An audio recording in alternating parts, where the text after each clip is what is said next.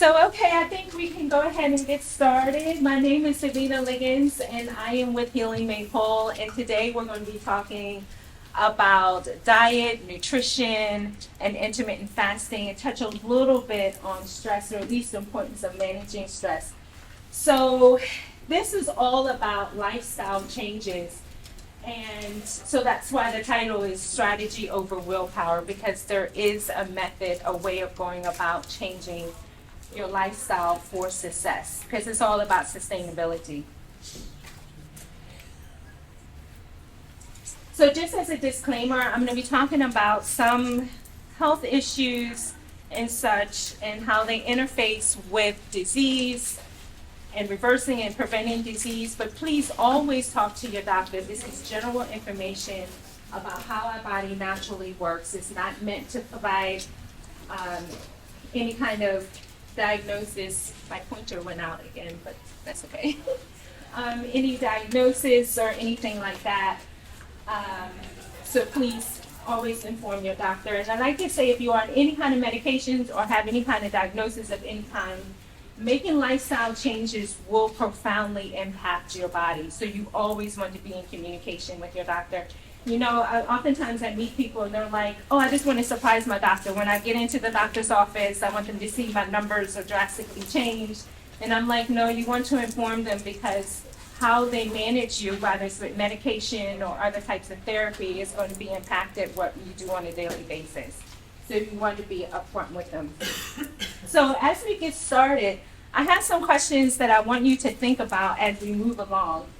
And that is your lifestyle promoting health or disease? We don't really think about it necessarily in that context, but what we're doing could be really causing disease. What lifestyle changes can you make to improve your health? And then third, what limiting beliefs or mindsets are blocking you from a healthy lifestyle or making changes? And what I mean by that is, I hear a lot of people say, oh, I'm young, or I don't have these issues, this is not for me. Well, that's something that you want to consider, because this is also very preventative. It's too late, nothing can be done. Or FOMO. This is a big one. A lot of people have the mindset of, if I make lifestyle changes, it's going to impact my life too much. I won't be able to have fun. I like what I like. I want to eat what I want to eat. And so fear of missing out or the uncertainty of change is often a block for a lot of people. And then lastly, it's not just about us, right? It's about our family and the people we do life with. So I would like for you to ask, are you securing the health of your family and the people that you interact with, like business partners, your spouse, your coworkers, friends? So keep this in mind. These are questions that I had to interface with about 2013. I found myself on the floor at my job because I had fibroids and I was severely anemic. And so I was rushed to the hospital, and they wanted to do surgery, and that wasn't the route that I wanted to go. And so what I did, that was the start of my journey back in 2013, is that I used lifestyle changes to get myself back on track. And so that included, obviously, diet, but really, for me, it was a management of stress. I was in a very high stress job. And then I found myself severely anemic, 2021, 2022, because of stress again. I'm not going to be really talking about stress, but I want you to keep in mind the importance of stress. It is huge, and it actually drives metabolic issues. I'm trying to get used to this pointer. Okay? So the 5 keys that I'm going to be talking about today is education, knowledge and understanding of the body. That is very important. When we understand what our body naturally does, we can easily come in alignment with it just by making choices. The strategy. At the baseline, it's a whole natural food diet, and for many, it will also include intermittent fasting, tracking your progress, a clear mindset. What I mean by that is having winning aspirations, and then problem solving. That is the key to building a lifestyle. You have to, like we were talking about in this session, You have to be able to problem solve to be able to match what you want in terms of your lifestyle and our day-to-day activities. They can coexist. So knowledge and understanding. So I'm going to get a little bit into the science of this all. So I just have a question for you all. What are the common factors, or one factor, that all of these have in common? Stress. What you eat. What you eat. Diet. Yes, all of these are lifestyle related or driven diseases. It's not by a small margin. 95% of what we're dealing with are lifestyle diseases. And what I'm going to offer today is that at the core is metabolic health, and what I'm going to focus on is insulin resistance, because over 80% of individuals have insulin resistance, hence all of these diseases that we see that are propagating through our communities and families. So what is the root cause of all of this? You guys said it, but what is the one word? Stress, diet. And what's the one word that captures all of that? Lifestyle. Lifestyle. Exactly. So our lifestyle habits is at the core of what happens with these diseases. So in terms of insulin resistance, we know that insulin is secreted by the pancreas, and we normally put this in the context of regulating blood sugar levels. And that's where most of us stop, and that's where the issue arises. And so just particularly with insulin resistance, is where the cells, primarily like the muscle cells, do not respond to insulin well, and they do not take up glucose from the bloodstream. And then hence we have high levels of blood glucose in the form of like prediabetes or type 2 diabetes. There's my question. But what a lot of people miss out on is that insulin resistance actually drives insulin production. And then what happens is we get the condition called hyperinsulinemia. This is where there's high levels of insulin circulating around in the blood. So not all the tissues have a problem with responding to insulin. There are plenty of tissues in the body that respond to insulin just fine in an insulin-resistant state. And so it's like two sides of the same coin. There's insulin resistance, and then there's this high levels of insulin. And because of this high levels of insulin, we end up with not only prediabetes and type 2 diabetes, this is how we end up with all these other issues. For example, I'm not going to go over all of these, like tissue growth in the form of cancer and skin tags. In actuality, insulin itself is a growth hormone. It actually promotes growth. It also promotes plaque formation. It also can lead to PCOS. High levels of insulin can inhibit the enzyme that converts testosterone to estrogen. And so it can impact our hormones. It also can impact the kidney. The kidney is the reabsorption of sodium. And high levels of sodium is often associated with high blood pressure. Insulin is known to convert glucose over to triglycerides. So if anyone is struggling with triglycerides, high triglyceride levels, it's because of the high carb diet. It's not fat in our diet that is driving these issues, or high triglycerides. So just keep that in mind. Insulin resistance is one thing, and then there's this high level of insulin that's floating around in the background that people are not even aware of. And so here's when it comes down to the interface of how do we end up with insulin resistance? How do we end up with this hyperinsulinemia? And how it interfaces with our diet. And so as we know, simple carbs drive insulin secretion. And then there's complex carbs that drives insulin. And then there's protein. There's some insulin production, but fat has very little impact on insulin. And so here's the story. When we eat, as you know, insulin increases. And then when we fast, this is how intermittent fasting is playing a role here. When we fast, insulin goes down. And then when we eat again, insulin goes up in response to carbohydrates and some response to protein. And so what happens when we eat frequently and have a high carb diet? Based on this graph here, what do you think happens? It stays up. And this is the problem.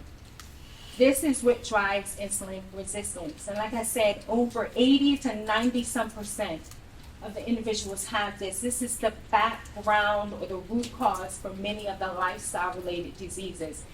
And this is why I talk about it so much. So what happens when we eat between meals, like with snacking, and most of our snacks are high carbs or junk food. And what happens is insulin stays high, and we don't allow it or have a chance for it to go down.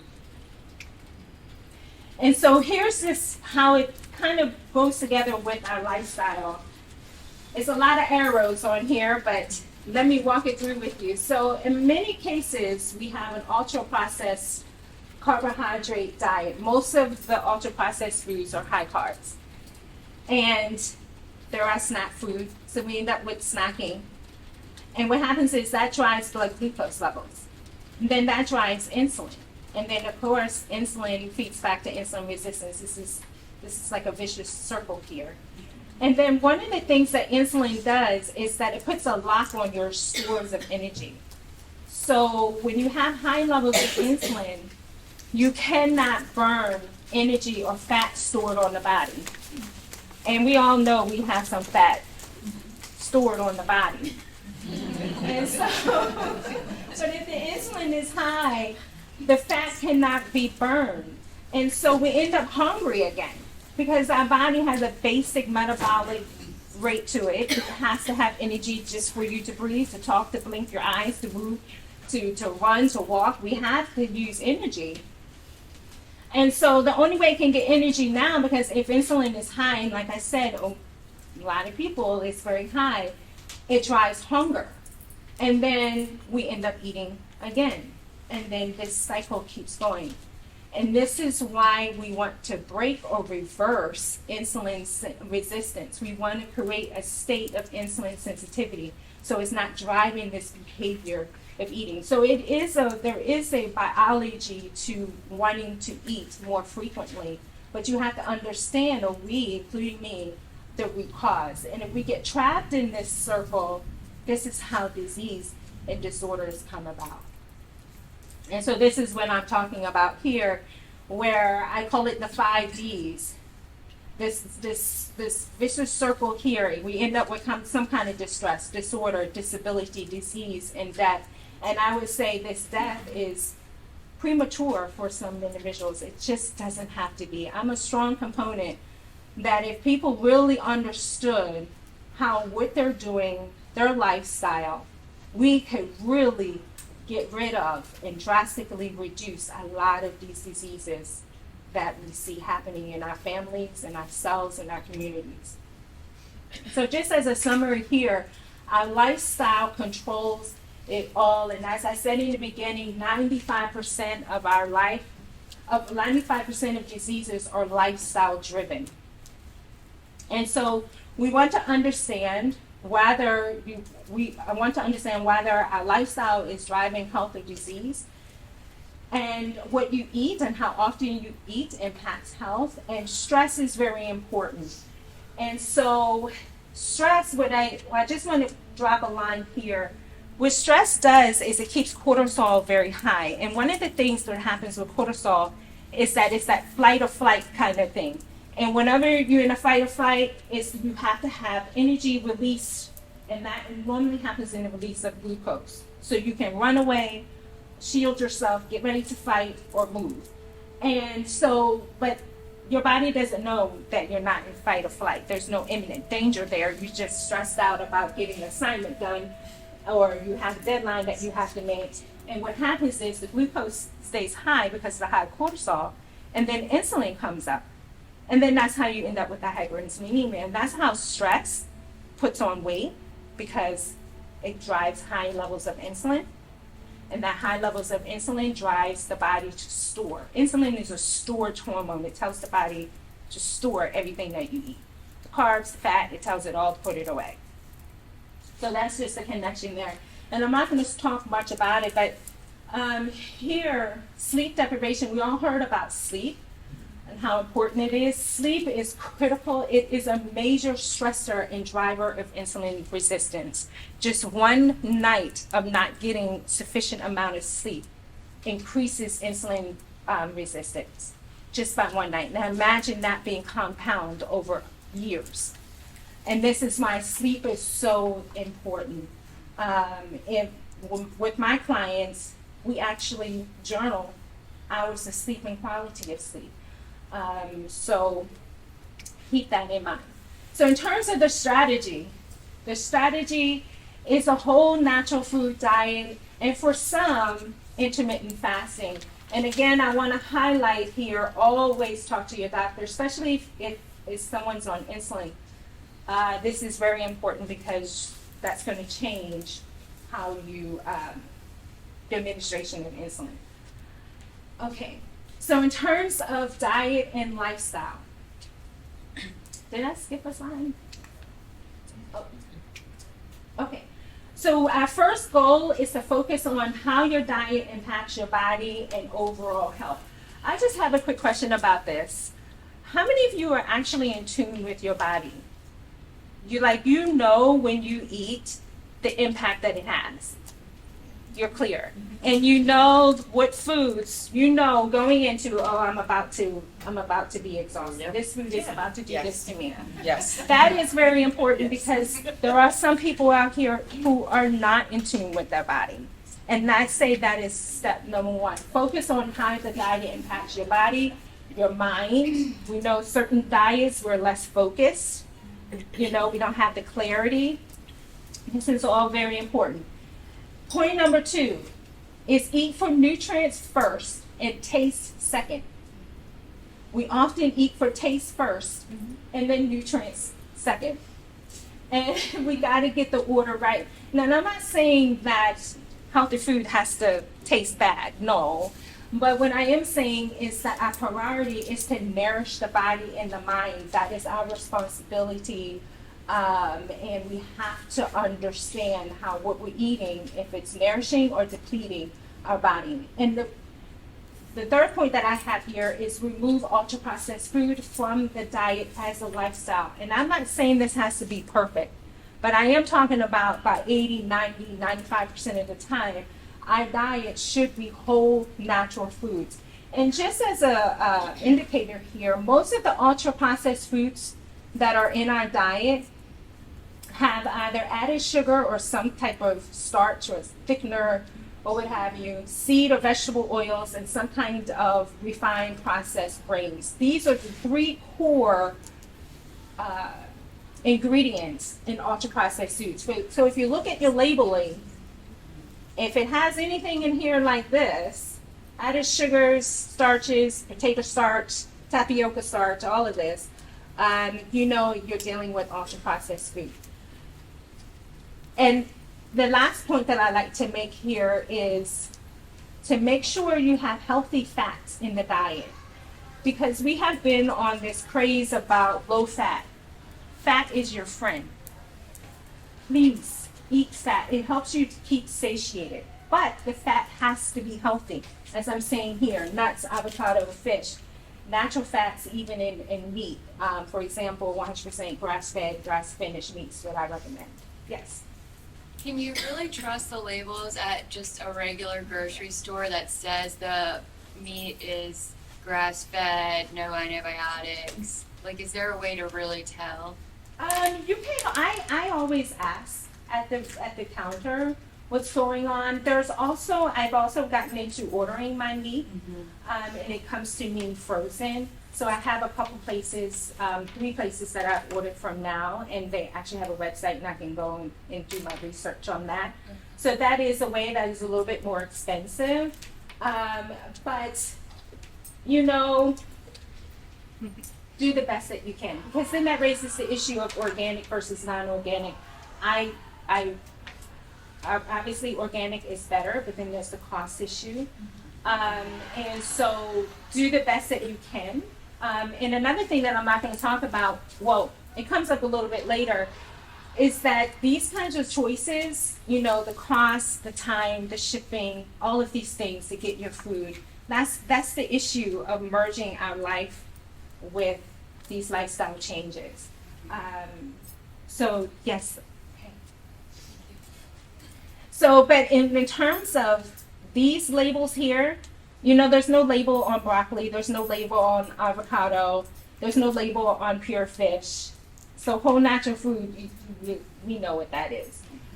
It's when we get to the ultra processed food, that's where people try to start bending the rules a little bit. Like, well, it's not this bad. No, as a lifestyle, we want to make sure highly processed and ultra processed food is not in our diet.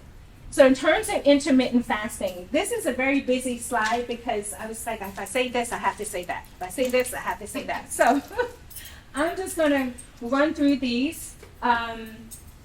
And one is to have defined meal times and no snacking.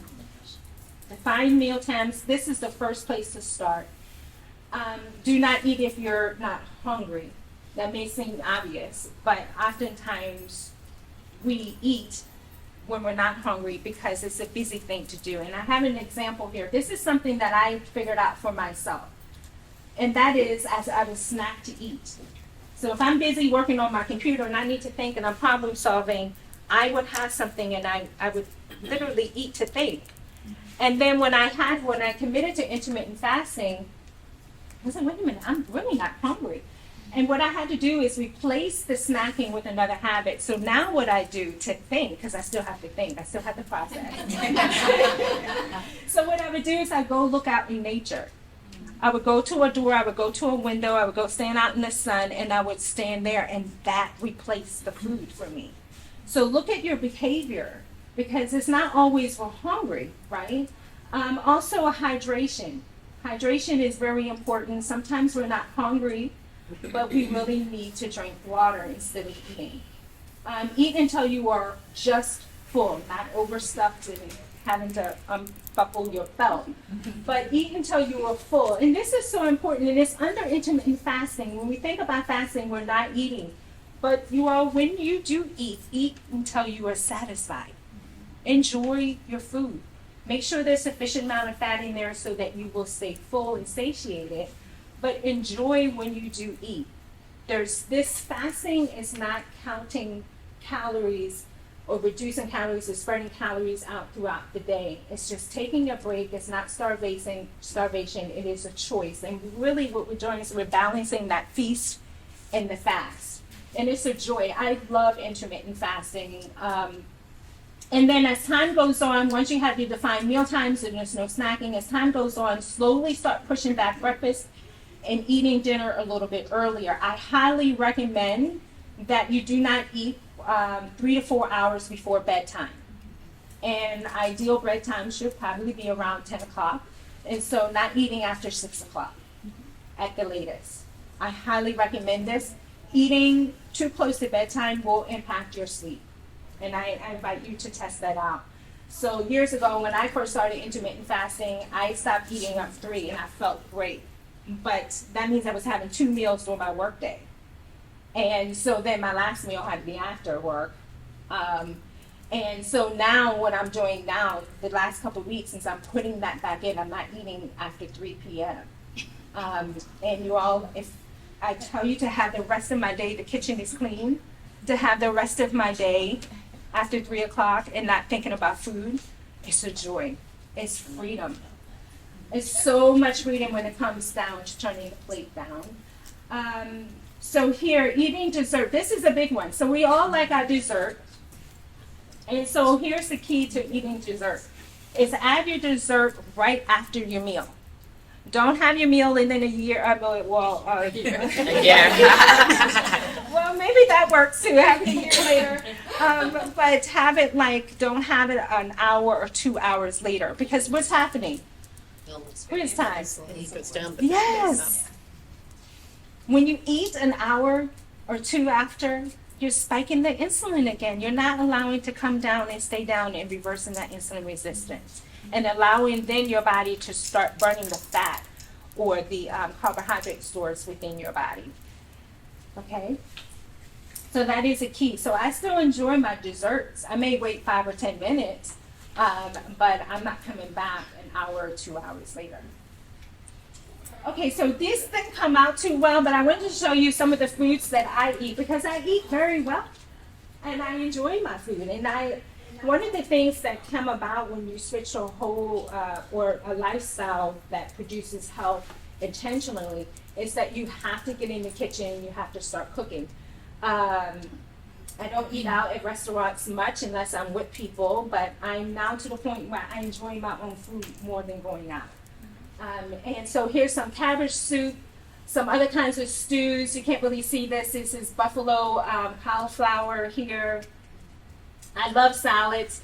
I just want to say something. This dish right here, I used to be vegan for quite some time, and for the last number of years, I put some meat back in my diet.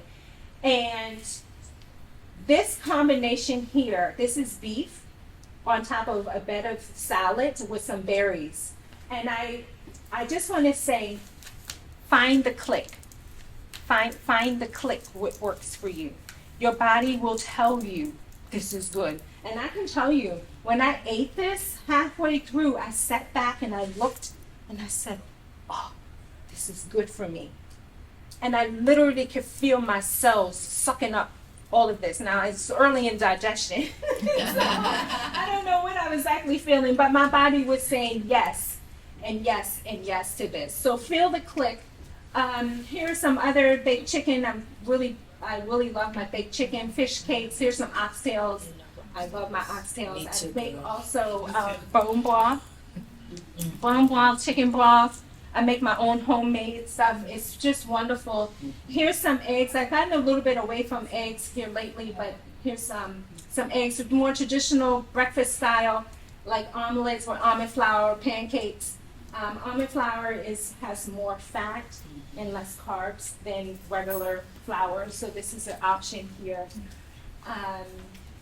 And here's a dessert. This is my splurge here. This is my apple dessert, and my sister can attest to this. This is apples, shredded coconut, pumpkin seeds, sunflower seeds, hemp seeds, spices. That's like vanilla extract, cinnamon, nutmeg, raisins. And I do add honey and maple syrup here. That is for the flavor of it and not the sweetness. To sweeten it, I use stevia or monk fruit. Okay.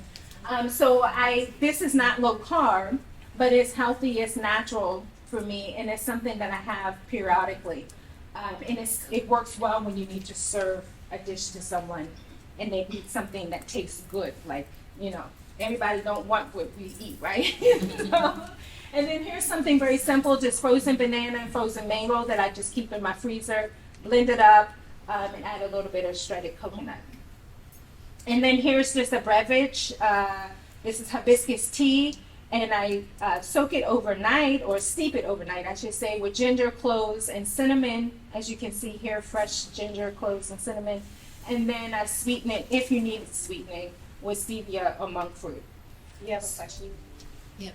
Mm-hmm. So do you count calories? No. Counting calories is out. We don't need to do that. If you're going to be counting anything, it's grams. So grams of protein, grams of fat, and grams of carbs. That is the way to go. So you can always convert the calories over to grams.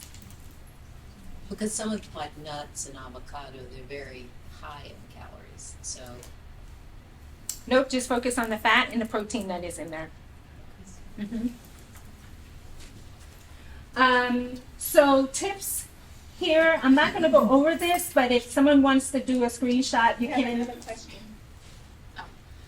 You said you got away from eggs. Why? And also you consume cheese. Do I consume cheese? I do not consume cheese. I'm actually lactose intolerant, so for years now I don't do milk. And I don't even do, what is it, the lactase? The pills? Yeah, the pills, because if my body is rejecting it, it's just rejecting it. I don't force it. And in terms of eggs, so eggs can be inflammatory. For a lot of individuals, oh, thank you. Eggs can be inflammatory. And so here lately, I just haven't been doing eggs. I don't have an allergic reaction to them. I can't put my finger on if it's something that's bothering me. So for me, it's more like elimination diet. So that's another thing to test what works for you. What doesn't work for you is remove a certain food item, wait for 3 to 4 weeks, see how you feel. Journaling is very important. It's a must. And then put the food item back in and see how your body reacts. Now, when you put it back in, or however long you take it out, it's kind of hit or miss a little bit because it may need to go out for longer than 3 to 4 weeks, so you may not detect it. But that's my reason for not having eggs. Yes. Question, I see on your avoid foods, vegetable and seed oils. Mhm. Avocado oil has become very popular as a cooking substitute for an olive oil. Opinion on that? Yes, so when I'm talking about here, it's like canola oil, safflower, or grapeseed oil. These are highly ultra-processed foods. And when it comes down to avocado oil, what you want to be looking for is cold press, the first cold press. And so there is not ultra-processed. It's not in a manufacturer that they have to add all this stuff to get a pure ingredient out. And so, yes, avocado oil, olive oil, coconut oil, and even Grapeseed. red palm. I don't do grapeseed. Look into it and see how processed grapeseed oil is. I took it out of my diet once I looked into it. Yes, and I don't even like it for my hair products either. Yeah, because it's in some hair products. So, okay, great. I'm going to move on. Track your progress. Now, what I mean by track your progress here, I'm pretty much talking about insulin. Now, we want to be talking about the entire metabolic panel. We want all of our biomarkers to be in normal range. But the reason why I point out insulin, how many of you have ever had a fasting insulin test? How did that happen? Did you request it? Did your doctor recommend it? Or the doctor recommended? How many of you have had your doctor recommend a fasting insulin test? So that's different than just testing glucose. Yes. Yeah. It is not part of our standard metabolic panel, but that whole introduction that I gave you about insulin and how high levels of insulin is the root cause of many of the diseases that we're going through, it's a mystery that is not part of our metabolic panel. I think it needs to be there, and that's why I encourage people to request it. And you may have to find a doctor to do it. I get mine done. I actually get mine done in the mail. They send me a little kit, and then I send it out. So fasting insulin, because it's not part of our standard metabolic panel, you have to request it.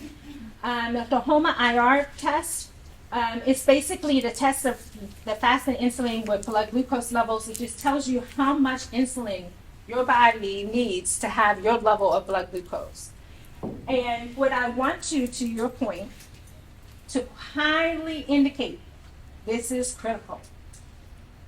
And that is blood glucose and hemoglobin A1C levels can be normal. And insulin levels and insulin resistance can be high. Yes. So when you have like just regular blood work done at your annual checkup with your doctor, the fasting insulin is probably not part of that. No. When they give you all the numbers and everything looks normal and you're in the normal range, that's not one of the ones. That's not one of the ones, and this is lurking in the background.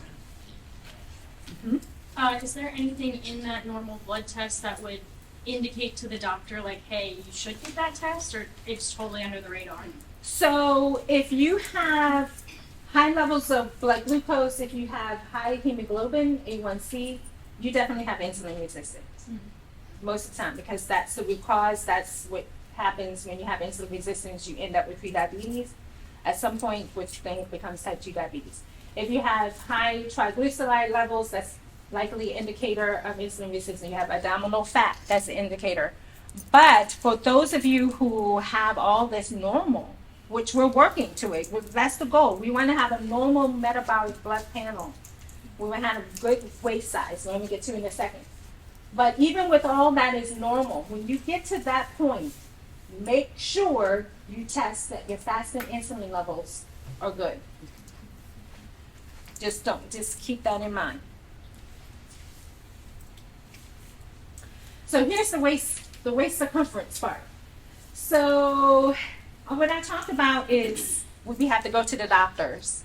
You have to go to the doctors to get blood tests, but at home, one of the greatest things you can do is pull out the tape measure and measure your waist periodically. You don't have to get crazy about it and obsessed.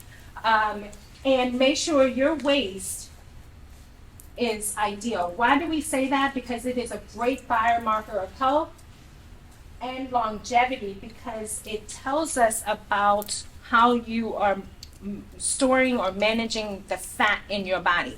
So we don't care just about fat all over the body. We care about this visceral fat in the midsection. And because when it's important, because that's just not subcutaneous. That's just not under the skin. Fat gets deposited into the liver, causing fatty liver. It gets deposited into the pancreas, causing fatty pancreas. So this is a good indicator of metabolic health.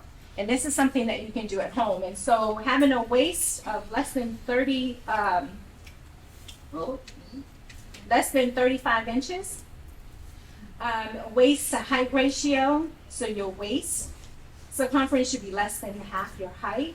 And for women, waist to hip ratio should be 0.8. So these are just general things to keep in mind, easy for you to do at home. So a clear mindset. This is very important because when we talk about making lifestyle changes, we have to understand the impact. Why are we doing this? What are we aiming for? And I want to go beyond just physical health. There's our life. There are things that matter to us. Our health, aka our lifestyle, because that is the root of our health, impacts everything. It impacts our self-image, our self-esteem, our goals, our dreams and ambitions. It impacts our health, career, business, finances, our body, and other areas. So understanding and having a clear vision of what's possible for you in terms of making these changes will get you through. It's a big motivator in developing a healthy lifestyle. So problem solving. This is the key. This is where it all kinds of falls apart for a lot of people. We have great vision, we have good dreams, we really want health. Our doctor is telling us, hey, your glucose levels are getting a little high, you need to do something about it, or putting on medication. We're like, okay, I'm gonna be about it, I'm gonna do it. And then the reality happens. So what are some of the problems that you have faced, you've seen, that you're currently going through, or what have you, in developing a healthy lifestyle? Our commitment to everybody else other than ourselves, you know, everything else that we have to take care of. Yes. Put Bad others food first. tastes good. Bad food Yeah. tastes good. Convenient. Convenience, yes. Bad food tastes good, putting people before us. So emotional eating.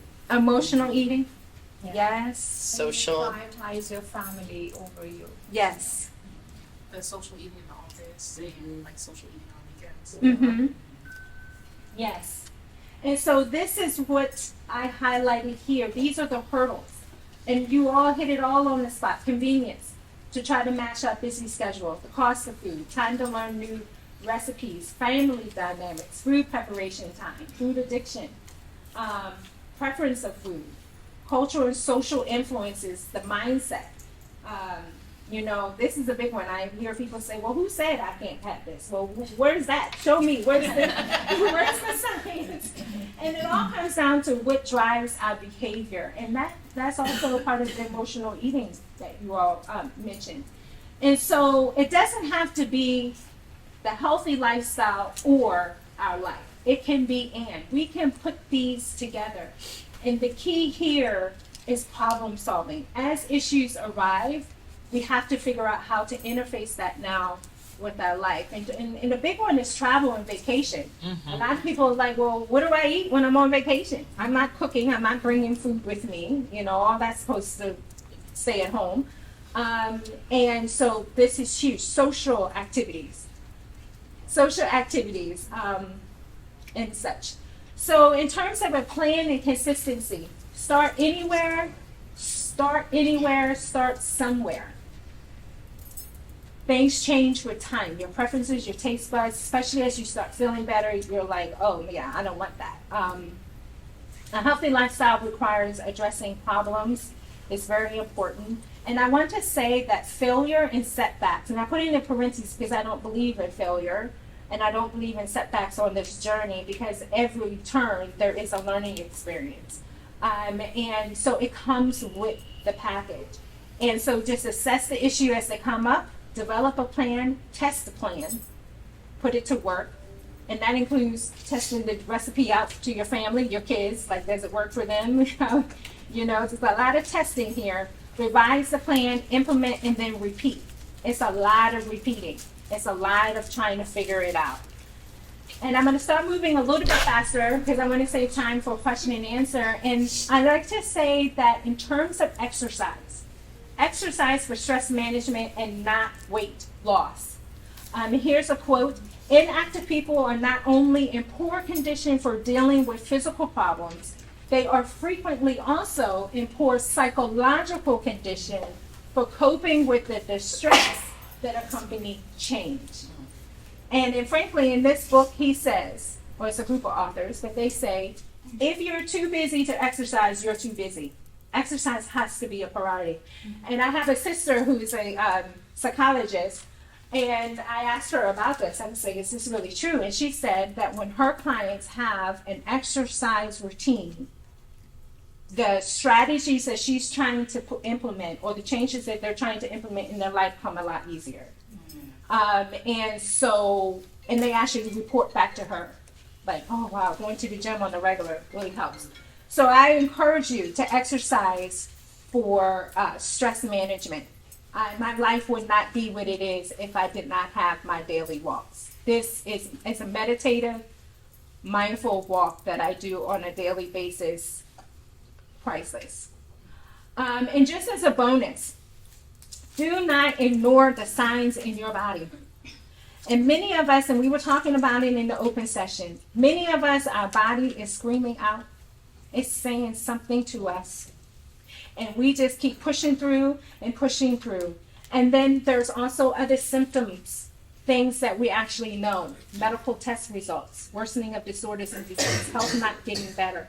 And then family and friends saying, take better care of yourself. So I encourage everyone to reconnect, stay connected, wherever you are in your journey, with yourself, who you are, what are you saying to yourself, what your body is saying to you. Listen and take healing steps. Critical.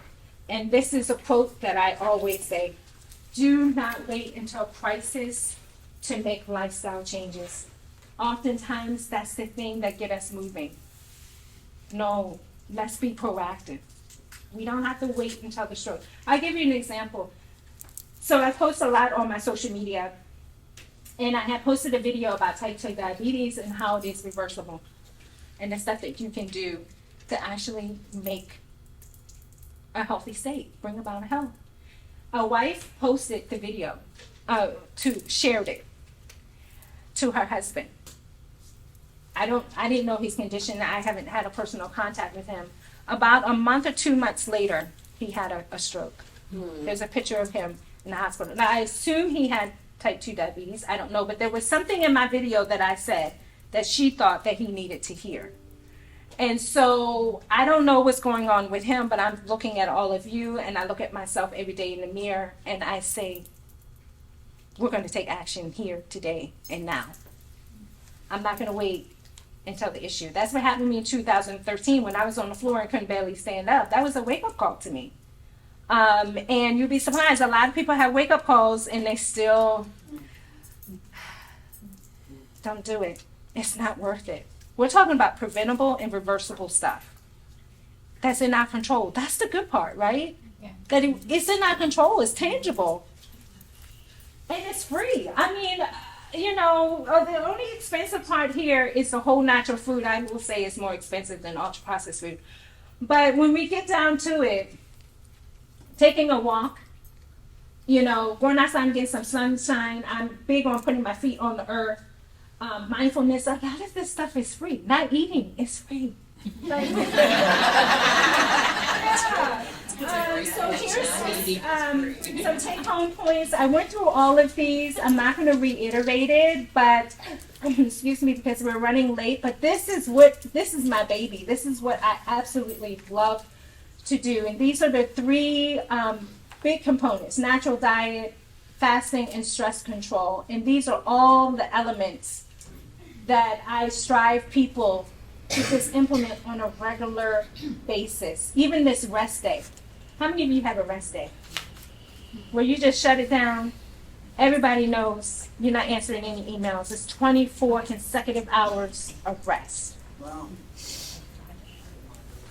Yes. And I tell you, once you implement it, you will never go back. Per week. 24 hours, so you're either coming out of rest or going into a rest. That's my mindset. And everything in between, I can make it through. Yeah. So, Healing Made Whole is my business. Here's my website, my information. I really enjoyed this. Are we good with time? Questions?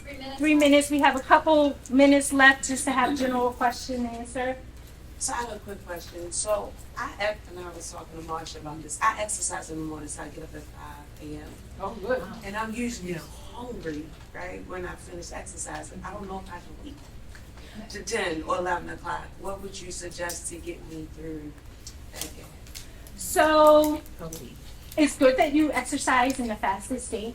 That's something that I did not mention. But exercising in a fasted state, because insulin is low at that time, your fat stores are unlocked, so it's a great advantage that you exercise in the fasted state. So I would say in that case, are you doing intermittent fasting? But when I did it, I wasn't exercising, or I walked in the evening. So it's different now as far as my routine. Okay, so I would say, depending on how you feel, if you want to just have a little bit of something and you want your real meal to be later, you can do like fat. Some people even add like MCT oil to their tea or their coffee. That's something that will help hold you over. That's like pure fat and it doesn't mess up with the insulin levels. And if you need something a little bit more heartier, like pure nuts, pecans have the highest fat content, so maybe a little handful of that, nut butter, to help hold you over if you're not trying to break your fast at that time. The other option is to shift your meals to earlier in the day, and like I said, stop eating. Maybe you'll stop eating at 2 or 3 o'clock in the day. What is the ideal fasting hours? So, most people end up with, when they're doing intermittent fasting, most people end up with 2 meals a day or 1 meal a day. And so a lot of people start with the 18-6, where there's 18 hours, or is it? 16? I do 16. You do 16. 8? Yes, 16-8. Yeah. And try to, if it's an 8-hour eating window, you should have a pretty good no snacking period in between. Because some people will eat the entire 8 hours and snacking all in between. But when you start shrinking it even farther down, so the thing is that start slow, start pushing back breakfast and start pushing up dinner, and find what works for you. But 16-8 or even 18-6, and some people go down to 20 hours fasting, 4 hours eating. And then when you're in a 4, 2 or 3 hour eating, you're eating a little bit more, because it depends if you want to lose weight too. Yeah. You don't have to lose weight with intermittent fasting. You just got to make sure you eat enough to maintain your weight. Yes. How do you factor in the roller coaster that is hormones with intermittent fasting? So specifically, depending on what phase of your menstrual cycle, it's harder, and then also people who are beginning their journey in menopause, how does that factor in? So I can tell you, like, let me just answer her question. So, for me, as I've gotten a little bit older, I'm 45 now, and as I've gotten a little bit older, I noticed with my menstrual cycle, things change throughout the month. My cravings change, my ability to not eat between, and it happens periodically. And there are times where I recognize it, so I will do the fat thing to make sure it's as much fat as I can get. And so, yeah, I listen to my body, and when I realize, oh, this is the period talking, or this is the pre-period talking, and yeah, I'm like, oh, okay, I know what this is. So understanding where I am and what's going on helps me, and then I just move accordingly. So there may be a couple days where you can't, and that's fine. And so just listen to what your body needs. There is a great book out there. If you find me, I can look it up for you, but it's about fasting for girls. I think that's the name of it. I haven't really gotten into it. My mom is a faster. She's postmenopausal. She's in her 70s. And she absolutely loves it. She does intermittent fasting, her and my dad. And she, it works well for her. So it's, you just got to find your rhythm. And it will change with certain things, and that's okay. Yeah. Thank you so much.